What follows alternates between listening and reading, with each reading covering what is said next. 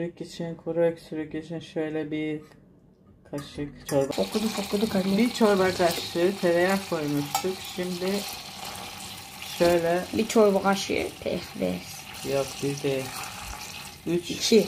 3 çorba kaşığı pekmez koyacağız. Bilemem. Pekmezimiz de fokurdaması gerekiyor. Ondan sonra hafif ılıdığı zaman kaşık kaşık vereceğim. Gün boyunca ara ara vereceğim. Ve bu öksürüğünün kesildiğine sizler de şahit olacaksınız. Loyun içine vereceğim. Evet, boşaltıyorum. Biraz şey. Evet, şu biraz ılıyor. Şimdi biraz sonra Yunus'a vereceğim ılıdığı zaman. Şu Yunus'un ağzına veriyoruz. Çok sıcak. Nasıl? Üfleyerek iç o zaman. Güzel bir tat geliyor. Tadı güzel.